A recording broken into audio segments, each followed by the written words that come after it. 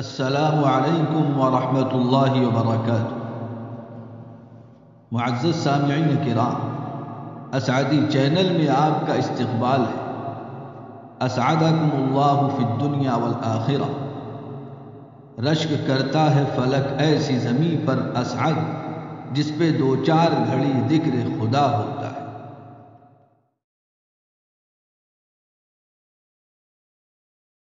عباده الذين اصطفى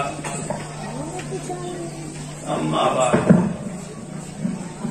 قال الله تبارك وتعالى: إن هذا القرآن يهدي للتي هي أقوم. قال النبي صلى الله عليه وسلم: خيركم من تعلم القرآن وعلمه. بزرگوں، دوستوں، چند ماہ قبل اس مدرسے میں تھوڑی دیر کی حاضری ہوئی تھی۔ آج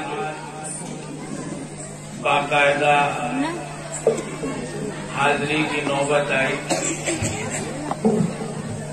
ایک نظام کے تحت اور موقع ملا یہاں کے حالات معلوم کرنے کا۔ ماشاءاللہ علماء اور حفاظ کی اچھی تعداد ہے، اور ہمارے لیے خوشی کی بات یہ ہے کہ جس مدرسے کی تدریسی خدمت سے ایک لمبے عرصے سے تعلق ہے، اس کے پڑھے ہوئے فیض یافتہ کافی علماء اور حفاظ یہاں موجود ہیں۔ یہاں کی تعلیمی حالات، تعلیمی نظام، اس سے متعلق بھی واقفیت ہوئی، اور معلوم ہوا کہ کچھ عرصہ پہلے یہاں کوئی بزرگ تھے جو گویا مرجع تھے نہ صرف گاؤں کا بلکہ اطراف کا، اور انہی کے توسط اور محنت سے آج سے 25-30 سال پہلے یہاں علماء اور حفاظ کا سلسلہ چلا۔ پھر اللہ تعالیٰ نے یہ ادارہ قائم کیا، جس کے واسطے سے گاؤں کے بچے، آپ کے بچے حفظ کی تعلیم حاصل کر رہے ہیں اور مزید دینی تعلیم بھی حاصل کر رہے ہیں۔ اللہ تعالیٰ اس سلسلے کو مبارک فرمائے۔ ابھی 2 بچوں نے حفظ کی تکمیل کی ہے۔ اللہ اس کو ان کے حق میں، ان کے والدین، اعزاء، اقارب اور یہ ادارہ، اس کے ذمہ داران، محبین، معاونین، سب کے حق میں خیر و برکت کا باعث بنے۔ بزرگوں، دوستوں، یہ ادارے ہمارے بزرگوں نے ایسا نظام بنایا ہے، اور یہ دین کا نظام ہے اصل میں بات، اور دنیا کا بھی نظام ہے۔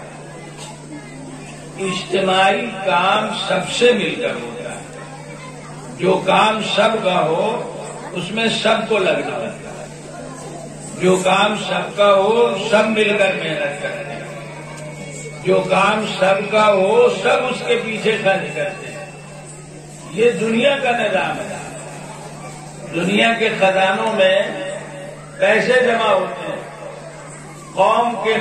قوم کی کمائی سے، اور پھر وہ پیسے ملک اور قوم کے کاموں میں استعمال ہوتے ہیں۔ ہم سے ٹیکس لیا گیا، ہم سے کرایہ لیا گیا، سرکاری خزانے میں جمع ہوا، اور پھر وہ ہمارے لیے مختلف شکلوں میں خرچ کیا گیا۔ یہ دنیا کا نظام ہے، اور دین کا نظام بھی اسی طرح چلا آ رہا ہے، اسی طرح چلا آ رہا ہے۔ حضور اکرم صلی اللہ علیہ وسلم جب مدینہ منورہ میں مسجد بنائی، مسجد کیسے بنی؟ آپ جہاد کے لیے تشریف لے جاتے تھے تو اس کے انتظامات کیسے ہوتے؟ سرمایہ کیسے آتا تھا؟ کھانے پینے کا سامان کیسے جمع کیا جاتا تھا؟ غزوہ خندق میں جب دشمنوں سے جنگ کے لیے یہ بات طے ہوئی کہ مدینے کی حفاظت کے لیے ضروری ہے کہ مدینے کے چاروں طرف ایک گہری کھائی کھودی جائے، گڑھا کھودا جائے چوڑا اور گہرا کہ دشمن ادھر سے پھاند کر ادھر نہ آ سکے۔ یہ خندق جس کو خندق کہا ہے، آپ میں جو حضرات تھوڑا بہت بھی اسلامی تاریخ پڑھے ہوں، نبی پاک صلی اللہ علیہ وسلم کی سیرت پڑھے ہوں، اور بزرگوں دوستوں، ہر مسلمان کو اپنے نبی کی سیرت اور ان کے ضروری حالات معلوم ہونے چاہیے۔ آدمی عام طور سے باپ دادا کے حالات کو جانتا ہے، خاندان کے حالات کو جانتا ہے، کیوں؟ اس کا ایک نفع ہے، آدمی پر اس کا اثر پڑتا ہے، آدمی کے بننے بگڑنے میں اس کا دخل ہوتا ہے۔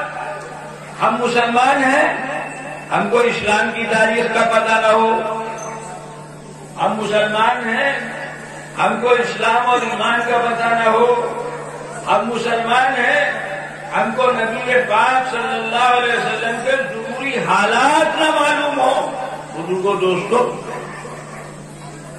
بڑے افسوس کی بات ہے، بڑے افسوس کی بات ہے۔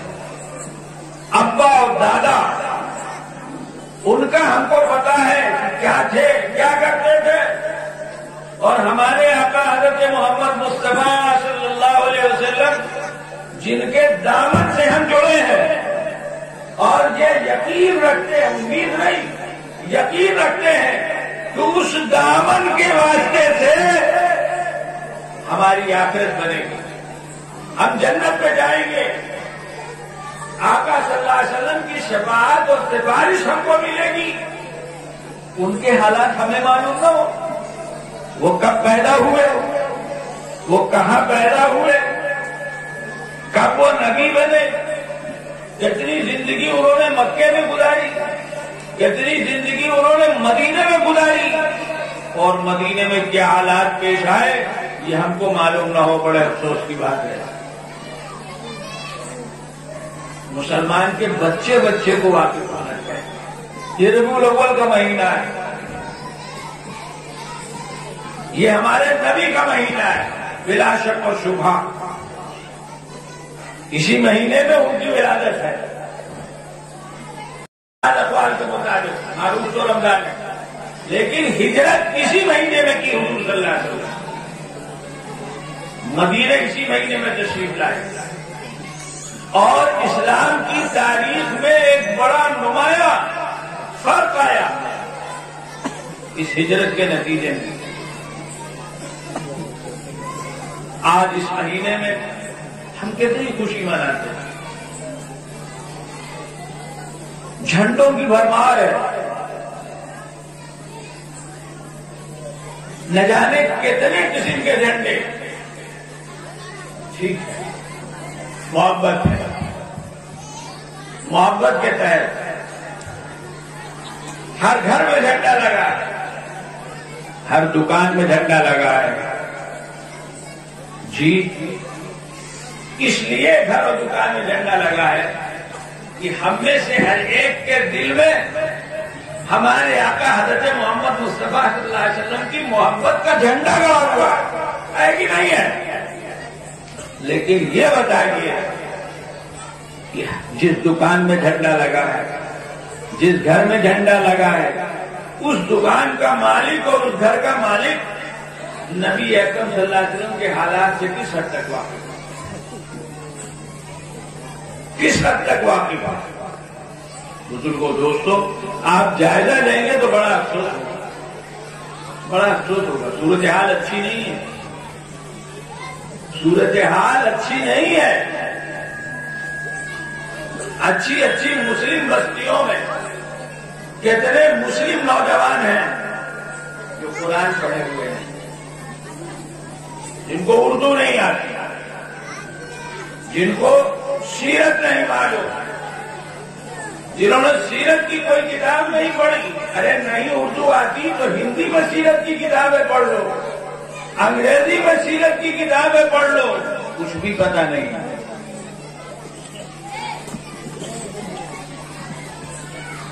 تو بزرگوں دوستوں, یہ جھنڈے اپنی جگہ پر, ان سے پہلے اس کی ضرورت ہے کہ ہم کو یہ پتا ہو کہ ہمارے آقا کون تھے صلی اللہ علیہ وسلم, کیا نام تھا, کہاں پیدا ہوئے, کن حالات میں بچپن گزارا اور کن حالات میں جوانی گزاری, اور جب اللہ نے ان کو نبی بنایا تو کیسی زندگی ان کی گزری, یہ ہم کو پتا ہوگا.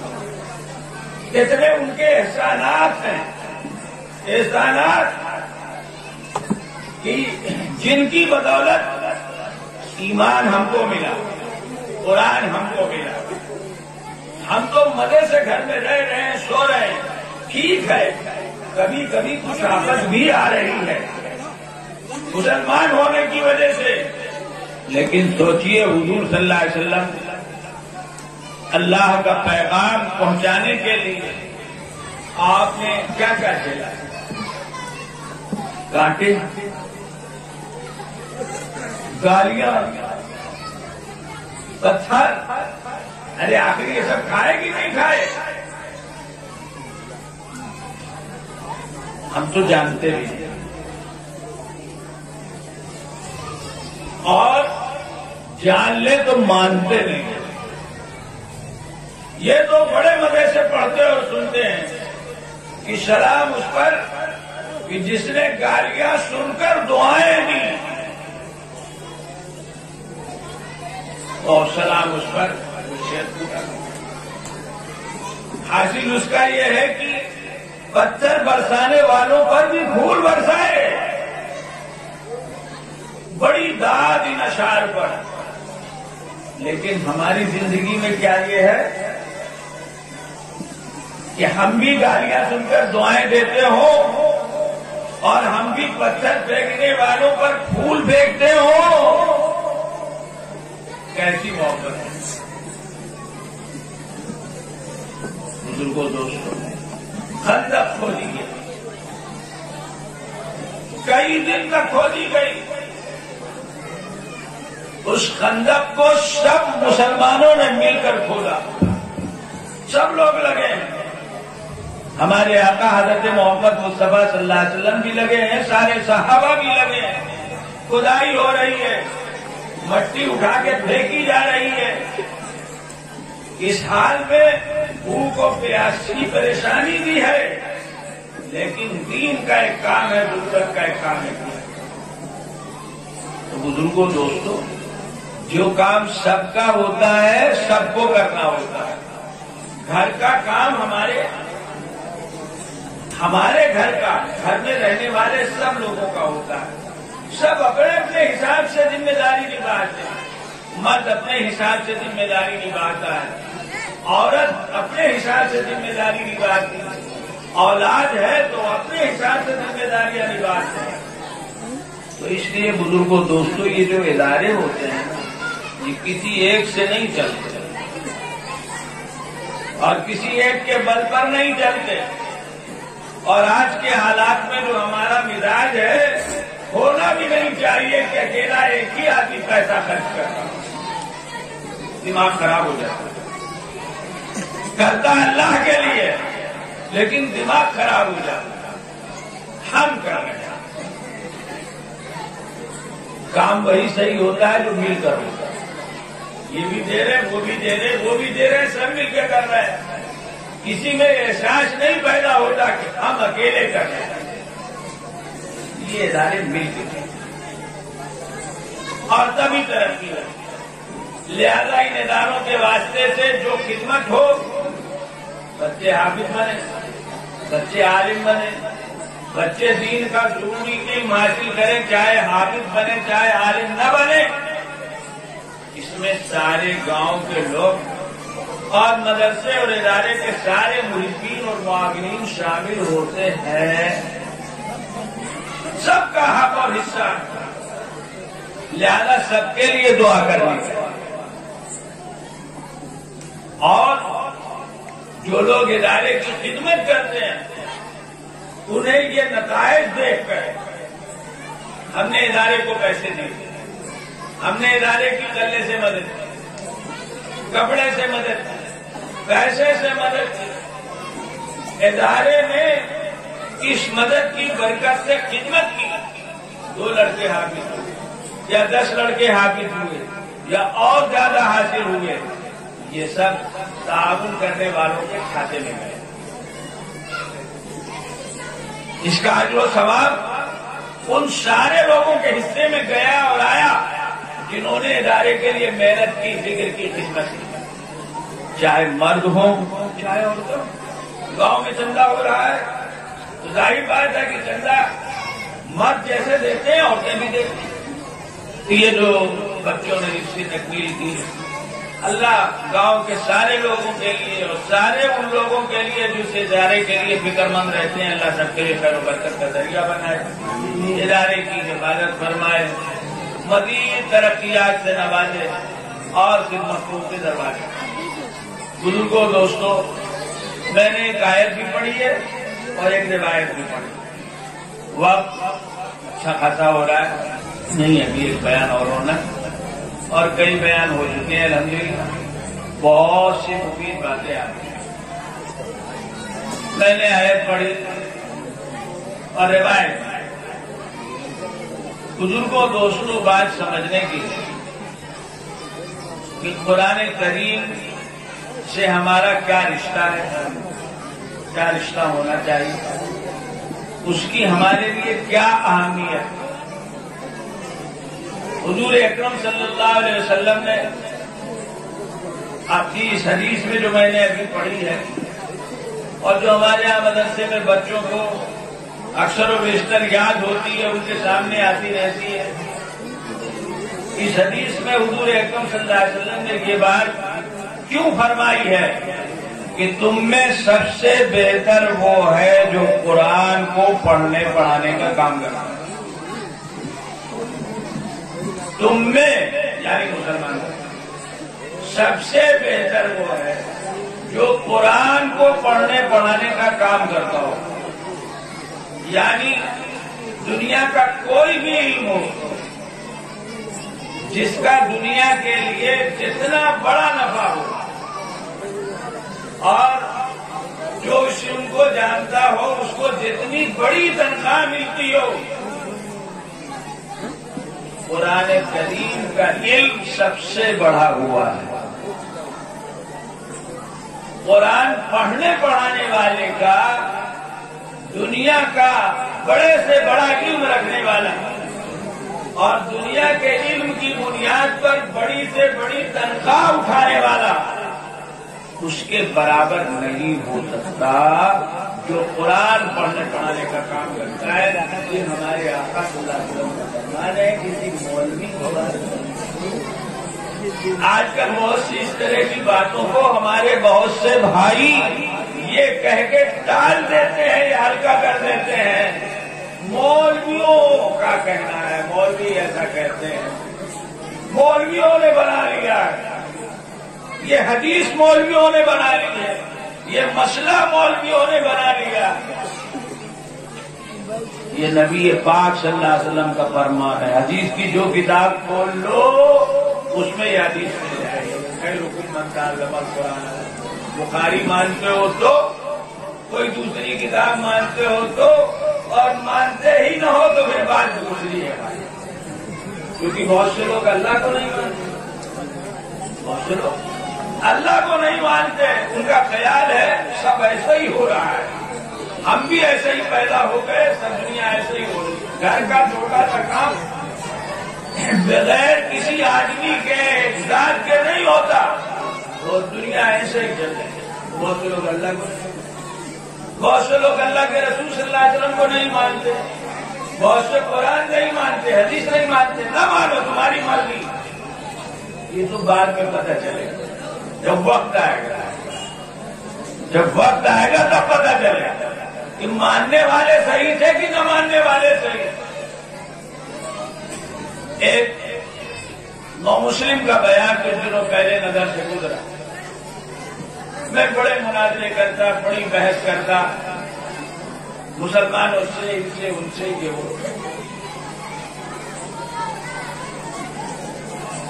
کبھی کوئی مجھ کو سمجھا نہیں. لوگوں نے بہت مجھے اسلام کی دعوت دی. ایک چھوٹا موٹا مسلمان دکاندار تھا، اس سے سامان کا لینا دینا تھا. ایک دن وہ میرے گھر آیا، میں نے بلایا، بیٹھا، چائے پانی، اور میں نے اسلام سے متعلق اس سے کچھ باتیں کی. سوال جواب ہوا. وہ مجھے کچھ سمجھا نہیں سکا، لیکن جاتے جاتے ایک بات ایسی کہہ گیا کہ میں سوچنے پہ مجبور ہو گیا، پھر میری زندگی بدلی. اس نے کہا، ڈاکٹر صاحب، دو باتیں ہیں.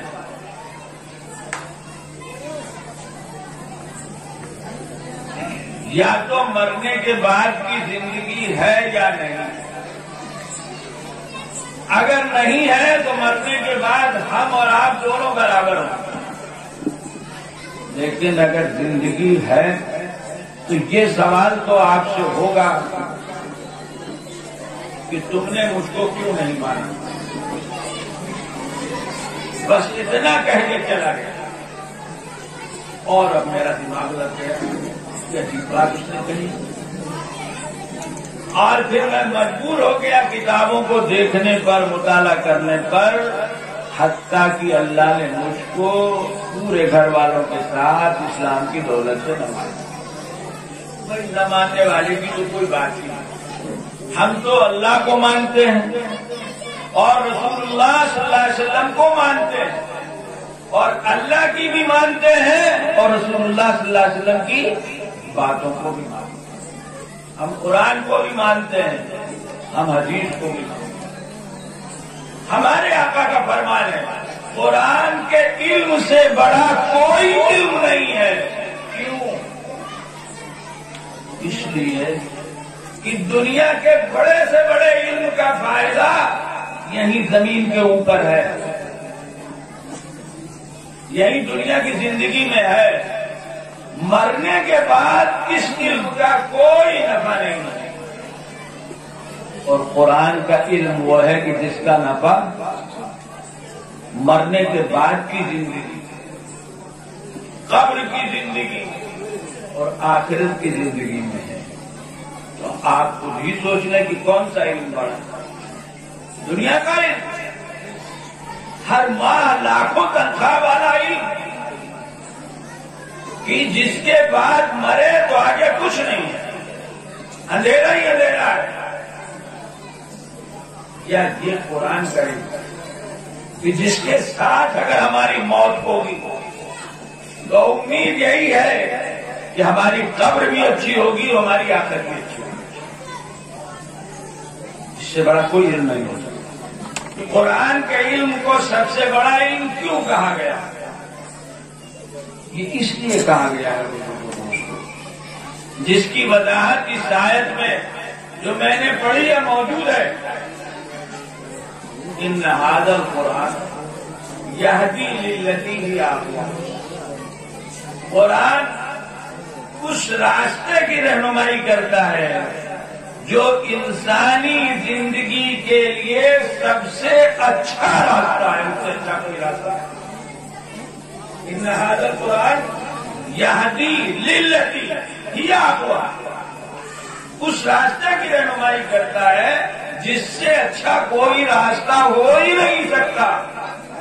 بزرگوں، دوستوں، قرآن کریم کوئی عام پڑھنے پڑھانے کی کتاب ہے. بے شک اس کتاب میں بہت سے حالات لکھے ہیں، بہت سے واقعات لکھے ہیں، بہت سی معلومات اس میں کائنات کی موجود ہے، اس قسم کی جیسی آج سائنس کی کتابوں میں پڑھائی جاتی ہے، لکھی ہوئی ہے. لیکن یہ ساری چیزیں قرآن کریم کی اس طرح کی نہیں ہے جیسے عام کتابوں میں ہوتی ہے. پڑھ لو، رکھ دو، کچھ دنیا کی لائن کا فائدہ اٹھا لو. نہیں، یہ سب بنیادی طور پر اس لیے بیان کیا گیا ہے کہ ہمارے لیے یہ واضح کیا جا سکے کہ ایک انسان کو دنیا میں کیا زندگی گزارنی چاہیے، کیسے رہنا چاہیے، کیا طریقہ ہونا چاہیے، پیدائش سے لے کر موت تک کیا نظام ہونا چاہیے. قرآن اس لیے نہ دیا. بزرگوں دوستوں، قرآن ہم کو دیا گیا ہے ہماری زندگی کا ایک نظام بنا کر، ایک نصاب بنا کر، ایک دستور بنا کر. آج کل کمپنیاں بنتی ہیں، ادارے بنتے ہیں، تو کمپنیوں اور اداروں کے دستور بنتے ہیں، ان کے لیے قوانین بنیادی طور پر تیار ہوتے ہیں جن کو سامنے رکھ کر ادارے کام کرتے ہیں، کمپنیاں کام کرتی ہیں. ان کی بنیاد پر مواخذہ ہوتا ہے، سوال اور جواب ہوتا ہے. بزرگوں دوستوں، قرآن کریم ہمارے لیے کیا ہے؟ دستور حیات، زندگی گزارنے کا نظام. یہ خالی اس لیے نہیں سر پہ رکھ لیا، یہ خالی اس لیے نہیں کہ منہ سے لگا لیا، یہ خالی اس لیے نہیں کہ قیمتی کپڑے کا کور اور غلاف بنا کر الماری میں رکھ دیا، یہ خالی اس لیے نہیں کہ بعض آیات کے ٹکڑے بنا لیے اور سجا لیا. نہیں حضور، اس کا ہر حرف اور لفظ اس لیے دیا گیا ہے ہم کو ہمارے آقا حضرت محمد مصطفیٰ صلی اللہ علیہ وسلم کے واسطے سے کہ ہم کو بحیثیت انسان، بحیثیت مخلوق خدا، بحیثیت اللہ کا بندہ زندگی گزارتی ہے ان ہدایات اور تفصیلات کے مطابق جو اللہ نے قرآن کریم میں بیان کیا. یہ دستور ہے، یہ دستور ہے. اور جب یہ نوعیت ہے تو سوچ سکتے ہیں کہ قرآن سے ہمارا کیا رشتہ ہونا ہے، اس کے پڑھنے پڑھانے کی کیا فضیلت ہے کہ ہماری زندگی اس کے مطابق گزرے. تو یہ دین جس سے ہمارا تعلق ہے اور جس کو ہمارے آقا حضرت محمد مصطفیٰ صلی اللہ علیہ وسلم لے کر آئے تھے، یہ دین قیامت تک کے لیے ہے، قیامت تک کے لیے ہے. اس لیے اللہ تعالیٰ نے اس کتاب کی قیامت تک حفاظت کا انتظام کیا. تو سوچے اور سمجھے آپ، اللہ نے اپنے قرآن میں اعلان کیا، ہم نے اس کو نازل کیا اور ہم ہی حفاظت کریں گے، ہم ہی حفاظت کریں گے. اِنَّا نَحْنُ نَزَّلْنَا الذِّكْرَ وَإِنَّا لَهُ لَحَافِظُونَ. یہ حفاظت قیامت تک کے لیے. دوسری کتابیں آئیں اور چلی گئی، اگر باقی ہیں تو اپنی اصل شکل میں نہیں، رد و بدل ہو چکا ہے، اس میں کمی ہو گئی ہے یا زیادتی ہو گئی ہے. اور بزرگوں دوستوں 1400 سال سے زیادہ ہو چکے، اور ابھی آگے کب تک دنیا باقی ہے پیدا کرنے کے علاوہ کسی کو پتا نہیں ہے. لوگ اپنی طرف سے کہتے رہتے ہیں فلاں سن میں فلاں مہینے میں فلاں. آج کل تو بڑی مشینیں چلی ہوئی ہیں، نہ آتی رہتی ہیں خبریں، بس اب اور اب اس چیز کا صرف اس کو ہے جس نے پیدا کیا. اس وقت تک اس کتاب کی حفاظت ہوگی اور یہ حفاظت کا ذمہ اللہ نے لیا ہے. میری کتاب ہے، میرا دین ہے، میں قیامت تک اس کی حفاظت کروں گا. یہ بات الگ ہے کہ اس حفاظت میں اس نے ہم کو بھی لگا، ہم کو بھی لگا. دنیا کا اللہ نے ایک نظام بنایا، یہ عالم اسباب ہے، عالم اسباب ہے. اس نے دنیا کے بقا کو اسباب کے ساتھ جوڑا ہے. وہ بغیر ماں باپ کے پیدا کر سکتا تھا ہم کو، لیکن ماں باپ کے واسطے سے پیدا ہے. ایسی جانوروں میں ہو سکتا، وہ یوں ہی فصل اگاتا، لیکن فصل ہم کو بونی پڑتی، محنت کرنی پڑتی ہے، اس کا نظام ہے. تو اس نے نظام بنایا کہ قرآن کریم کی حفاظت ہم کریں گے، اور اس کے لیے ہم تم کو استعمال کریں. کیسے استعمال کریں گے؟ ہم نے تم کو مکلف بنایا، تم قرآن پڑھو، تم ناظرہ پڑھو. ہر مسلمان کو ناظرہ خواہ ہونا چاہیے، یاد رکھیے اچھی طرح. تم حفظ کرو. ہر مسلمان کے لیے پورے قرآن کا حافظ ہونا ضروری نہیں ہے، لیکن اتنے قرآن کا حافظ ہونا کہ نماز پڑھی جا سکے، نماز صحیح ہو سکے، کیونکہ نماز قرآن کے بغیر نہیں ہوتی. کوئی نماز ہو، 2 رکعت ہو، 3 رکعت ہو، 4 رکعت ہو، فرض ہو، نفل ہو، وتر ہو، کوئی نماز ہو، قرآن کے بغیر نہیں ہوتی. اتنا قرآن یاد ہونا چاہیے. نہیں یاد ہے تو یاد کرو، اور ہو سکے تو پورے قرآن کے حافظ بنو. نہیں بن سکتے تو گھر پیچھے ایک حافظ بنا لو، گھر پیچھے ایک حافظ بنا لو. اس کا نفع معمولی نہیں ہے، اس کا نفع معمولی نہیں ہے. فرمایا ہمارے آقا حضرت محمد مصطفیٰ صلی اللہ علیہ وسلم نے، قیامت کے دن جب سفارش کے دروازے کھلیں گے اور مختلف لوگ اپنے اپنے حالات کے اعتبار سے سفارش کریں گے، تو ایک حافظ اپنے گھر کے 10 ایسے لوگوں کے لیے سفارش کرے گا جن کے لیے اور جن پر جہنم واجب ہو چکی ہے. ایک حافظ 10 کی سفارش کرے گا. گھر پیچھے اگر ایک حافظ ہو گیا، ہمارے گھر کی اولاد میں ایک ہو گیا تو گھر کا بیڑا پار ہو گیا. یہ ہے بزرگوں دوستوں حفظ کی برکت. حفظ، اور پھر حفظ قرآن کے معنی مطالب کے سمجھنے کا نظام جو بڑے مدرسوں میں ہوتا ہے بزرگوں دوستوں. اور سب سے بڑھ کر قرآن کے احکام پر عمل کرنا، کہ اصل تو یہی قرآن پر ایمان ہے. اصلاً قرآن اسی سے زندہ ہے، زندہ رہے گا، زندہ ہوگا. قرآن پر عمل کرو. مومن کی زندگی قرآن ہوتی ہے. حضرت عائشہ نے فرمایا ہمارے آقا حضرت محمد مصطفیٰ صلی اللہ علیہ وسلم کے لیے چلتا پھرتا قرآن، چلتا پھرتا قرآن تھے.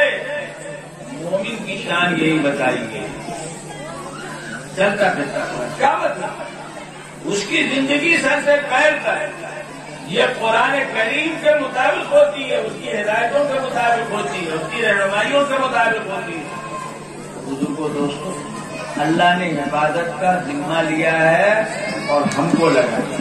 یہ مکاتب، یہ مدرسے، یہ مولوی صاحب، یہ حافظ جی جو ہمارے بچوں کو نورانی قاعدہ پڑھا رہے ہیں، بغدادی قاعدہ پڑھا رہے ہیں، اس طرح کی ابتدائی کتابیں پڑھا رہے ہیں، جو ہمارے بچوں کو نازلہ پڑھا رہے ہیں، جو ہمارے بچوں کو حفظ کرا رہے ہیں بزرگوں دوستوں، جو ہمارے بچوں کو عالم بنا رہے ہیں، قاری بنا رہے ہیں، یہ سب قرآن کریم کی حفاظت کرتے ہیں.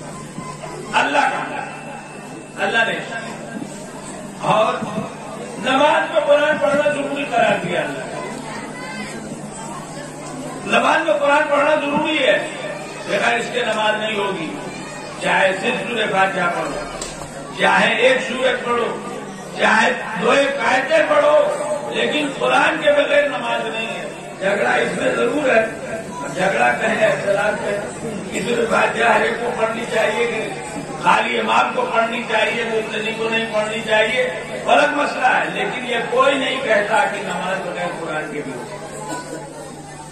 اللہ تعالیٰ نماز یہ بھی حفاظت کا انتظام ہے، اور یہ بھی حفاظت کا انتظام ہے بزرگوں دوستوں کہ اللہ تعالیٰ نے ہم کو رمضان کا مہینہ دیا، دن میں روزوں کی عبادت کی، رات کو تراویح کی نماز کی عبادت کی. دن میں ہم روزہ رکھتے ہیں اور رات کو تراویح کی نماز پڑھتے ہیں. اور تراویح کی نماز میں پورا قرآن پڑھتے ہیں، سنتے ہیں، سناتے ہیں، جو ہمارے آقا حضرت محمد مصطفیٰ صلی اللہ علیہ وسلم کی سنت ہے۔ ایک حدیث میں آپ نے فرمایا ہے ان اللہ فرض علیکم صیامہ وسننت لکم قیامہ، اللہ تعالیٰ نے اس مہینے کا روزہ فرض کیا ہے اور میں نے تمہارے لیے اس مہینے کی رات کی نماز تو بزرگوں دوستوں یہ سمجھیے قرآن کریم سے ہمارا رشتہ بڑا مضبوط ہے، ہم اس سے مستغنی نہیں رہ سکتے۔ آج ہمارے لیے بہت سی پریشانیاں، ذلتیں، رسوائیاں یہ سب کیوں آ رہی ہیں؟ قرآن سے ہمارا رشتہ صحیح نہیں ہے۔ قرآن کے پڑھنے پڑھانے سے جو تعلق ہونا چاہیے وہ تعلق نہیں۔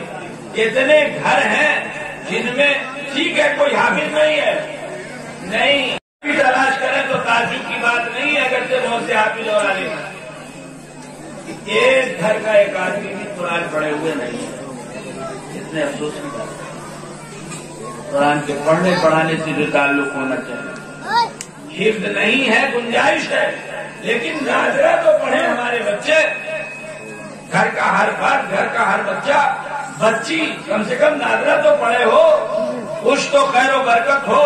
ماہ مبارک میں دوسرے زمانے میں قرآن کی تلاوت کی، اور اس سے بڑھ کر بات یہ ہے قرآن کریم کی ہدایات پر جو چلنے کا مسئلہ ہے، جو احکام اللہ نے دیے ہیں ہم کو قرآن کے واسطے، ان کو اپنی زندگی میں اپنانے کا جو مسئلہ ہے، ابھی آپ نے مختلف علماء سے بہت سی باتیں سنی ہیں۔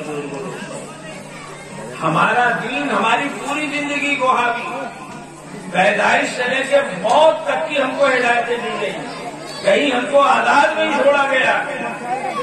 بچہ پیدا ہو تو کیا کرنا ہے اور ایک انسان کی موت ہو تو کیا کرنا ہے، یہ ساری ہدایتیں ہم کو دی گئی۔ لیکن بزرگوں دوستوں، قرآن کی تعلیمات سے صحیح طور پر واقف نہ ہونے کی وجہ سے کتنے گھروں میں بچے پیدا ہوتے ہیں، اذان نہیں کہی جاتی، اقامت نہیں کہی جاتی، کتنے گھروں میں عقیقہ نہیں ہوتا، کیونکہ ہم نے شریعت کے بہت سے سادے حکموں کو مصیبت بنا لیا۔ جیسے شادی کا نظام ہم نے کیسی مصیبت بنا لی، کیا نہیں ہو رہا ہے، عقیقے کا حکم دیا گیا ہے۔ گھر میں بچہ ہوا، اولاد ہوئی، بچہ ہو یا بچی ہو، اللہ کی نعمت ہے، یہ عقیقہ شکرانہ ہے اور یہ عقیقہ نذرانہ بھی ہے۔ یہ عقیقہ اللہ نے اولاد دی، اس کا شکریہ ہے، اور نذرانے کا مطلب ہے عقیقہ کر دو، اللہ آباد کی سے حفاظت کر۔ ہم نے یہ سمجھ لیا کہ جب تک لمبی چوڑی دعوت نہ ہو، پوری برادری اکٹھا نہ کی جائے، عقیقے پہ کوئی معنی نہیں۔ اب ظاہر ہے کہ اس کا بڑھ رہا ہے، ایک بکری کی جائے تو 6-7-8 ہزار میں کام چل سکتا ہے، اور 50-100 آدمیوں کو کھلایا جائے گا تو لا محالہ 40-50 ہزار اور پتہ نہیں کہاں تک بات چلی جائے۔ ہم نے مصیبت بنائی، عقیقہ نہیں ہو رہا، عقیقہ نہیں ہو رہا، اور پھر بہت سے لوگ بزرگوں دوستوں عقیقہ نہیں کرتے، سال گزر جاتے ہیں، لیکن ہیپی برتھ ڈے خوب مناتے، بچوں کو یاد ہے، گھر میں بڑے اہتمام سے شادی کی سالگرہ منائی جا رہی ہے، اور بچوں کی پیدائش کی سالگرہ، اور کتنا خرچ ہو رہا ہے ایک تقریب میں جو لوگ کرتے ہیں، معمولی نہیں ہوتا، اس سے کہیں کم میں عقیقہ ہو سکتا ہے، اولاد جوان ہو جاتی ہے اور عقیقہ نہیں ہوتا۔ بہت سے لوگوں میں تو رواج ہے کہ جب دنیا سے رخصت ہو جاتے ہیں تب ان کا عقیقہ ہوتا ہے۔ جی یہ ہماری بدعملی ہے۔ قرآن اس لیے ہمارے بزرگوں کے پاس قرآن تھا، وہ پڑھتے بھی تھے، سنتے بھی تھے، اس پر عمل بھی کرتے تھے۔ اللہ تعالیٰ نے ان کو کوئی ترجیح دی کہ ساری دنیا کے حکمراں تھے۔ اور بزرگوں دوستوں، ہم اپنی زندگی میں قرآن سے دور ہیں تو آج جو صورتحال ہے وہ ہمارے ساتھ۔ اس لیے بزرگوں دوستوں، قرآن کریم سے ہم مسلمانوں کا بڑا گہرا تعلق ہے۔ اور ہمارے اوپر بہت حق ہے، بہت حق ہے. ہم بے نیاز ہو کر نہ دنیا کی زندگی راحت سے اور اچھی گزار سکتے ہیں اور آخرت کے بننے کا تو سوال ہی نہیں ہے. دنیا سے ایمان سے خالی جانے والا، قرآن سے تعلق اور رشتہ نہ رکھنے والا سوچا نہیں جا سکتا کہ آخرت کی کامیابی ان سے حاصل ہو. اس لیے بزرگوں دوستوں، قرآن سے اپنا رشتہ مضبوط کیجیے. اپنے بچوں کو قرآن پڑھائیے، اپنے بچوں کو حسب توفیق حافظ بنائیے، اپنے بچوں کو حسب توفیق اور وسعت عالم بنائیے. حافظ عالم نہیں بنا سکتے تو اپنے گاؤں کے ایسے کاموں کی فکر کیجیے، ان کی مدد کیجیے. اور سب سے بڑھ کر بات یہ ہے بزرگوں دوستوں کہ اپنی زندگیوں کو قرآن کے مطابق بنانے کے وہ رخ اپنائیے. شادی میں، بیاہ میں، پیدائش میں، مرنے میں، جینے میں، کاروبار میں، بزرگوں دوستوں سب چیز میں جو اللہ کو پسند ہے، جو رسول اللہ صلی اللہ علیہ وسلم کو پسند ہے، جو قرآن اور حدیث کی ہدایت ہے، اس کے مطابق ہم نے سمجھا ہے کاروبار کا کیا تعلق ہے اسلام اور ایمان سے. جیسے دنیا کر رہی ہے تم بھی کرو. ہم نے سمجھا ہے کہ شادی بیاہ کا کیا تعلق، آج کیا ہو رہا ہے بزرگوں. ان ساری چیزوں میں ہمیں قرآن کریم کو، اللہ کے ہدایات کو، رسول اکرم صلی اللہ علیہ وسلم کی ہدایات کو، سیرت کو مضبوطی سے پکڑنا ہوگا. تبھی ہماری زندگی کامیابی سے ہمکنار ہوگی. اور بزرگوں دوستوں، ہم اور آپ مسلمان ہیں، خوب جانتے ہیں کہ ہماری سب سے بڑی کامیابی آخرت کی کامیابی ہے.